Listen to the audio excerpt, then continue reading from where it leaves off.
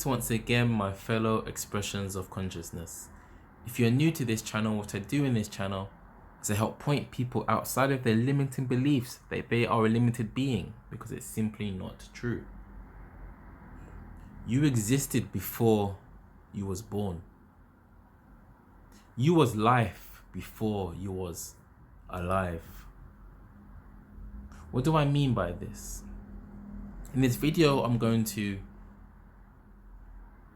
try to show you through reason, through you using your own direct experience, which is all you have, that you was alive because you was life before you was born. You was before you said I am. Now you can say right now, I exist. You can say this statement, you can utter it out of your mouth, right? You may not know what you exist as, that's fine, that's part of the journey, but you can say I exist. For you to say I exist, you are at the same time affirming that existence exists. There is such thing. So you can put a pin in that. Existence exists, whatever it is. Now, existence, by definition, cannot be non-existent, because non-existent does not exist. There can only be existence in some way, shape, or form. To even say non-existent exists is an idea happening within existence. To say there is absolute nothing, or an absolute void, all of these kinds of notions take place within existence.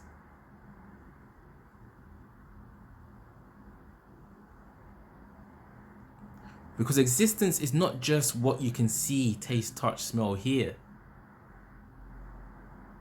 intuit, sense. Existence is also the non-phenomenal. You only know right now that you are having a life. You are living. I put it to you because you was that, and still are, but just for ease of language I'll say was, the immaterial potential for this body that you have now to become, to be, for that mind you have as well. Otherwise you would not feel like you're living a life now that you started since you was, or the body you have now was a baby. It wouldn't feel like that if there wasn't the contrast of the so-called void, so-called nothingness, which is also existence.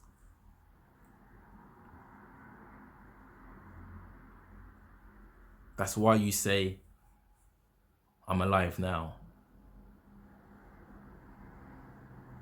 That's why you theorize and wonder about past lives, because you are aware that this is a life you're having now. You see, existence cannot be split into a multiplicity of itself as a fact. It can appear as many things, just as your and my daily experience is of a multiplicity of things. A body, thoughts, so-called outside world, so-called inside world, trees, lampposts, skateboards, beetles, and frogs. So that's the experience of a multiplicity within existence, but existence is still one. Now, of course, existence is a word, just a word, it's a concept, but it's a good word to describe that which is constant, which I'm suggesting is the essence of what you truly are. So existence cannot diminish, it cannot dwindle, it cannot move, because it's everywhere and nowhere, in that there isn't anywhere that isn't existence. There isn't existence happening, and outside of existence, there is something else happening that isn't existence, that doesn't exist. So again, non-existence does not exist. Existence stretches as far as your fingernail to the concept, the idea of heaven or hell. Whether they exist as tangible, experiential locations or not, they have to exist or not. And again, existence is, of course, always. If something exists, if it doesn't exist, then it doesn't exist. I can't stress that enough, because it's very easy to get lost on this path of understanding, especially via the jnana yoga that I basically teach, which is the intellectual understanding. That which does not exist does not exist. It's not a maybe. If you want to say maybe, that's fine. But in terms of actual existing, that can't be. Otherwise, you wouldn't say non-existence. The contention comes when you take yourself to be the existence of the body rather than existence itself. Because the body is of a limited experience, and that's fine. It's supposed to be like that. But existence is the larger, the totality of what you truly are.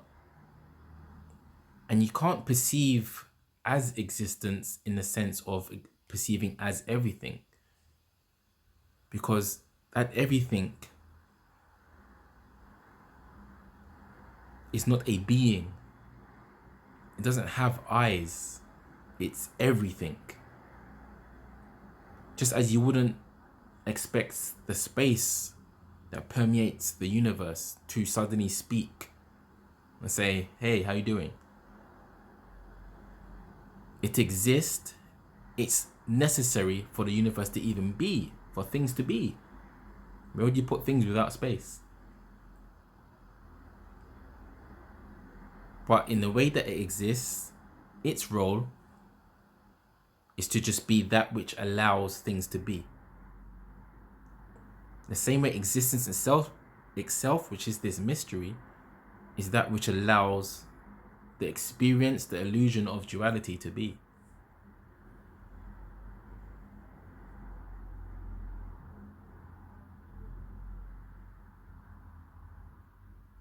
And it has to be like this, because if you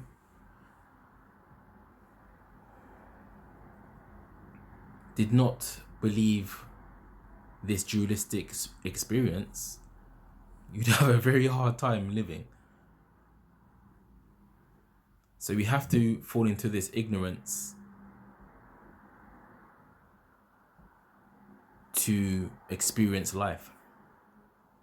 We have to be ignorant of our divinity. We have to be ignorant of our totality. But because we are that totality, we are that divinity, we can still understand that we are that and experience it as well, in experiences such as self-realization or enlightenment, where you actually experience it. And I say that from experience, of course.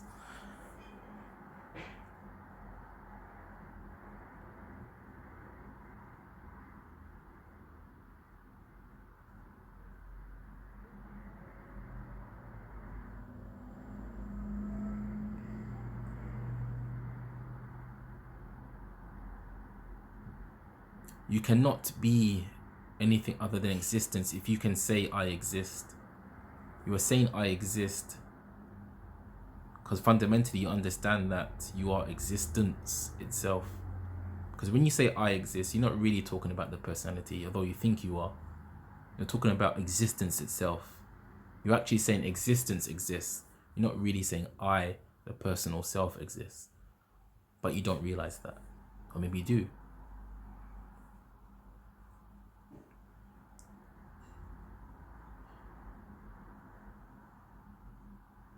I'll leave that there for now. If you like the video, please comment, please subscribe, please like, please share. Have a wonderful day or evening, my fellow expressions of consciousness. Or maybe I should now say existence. Take care.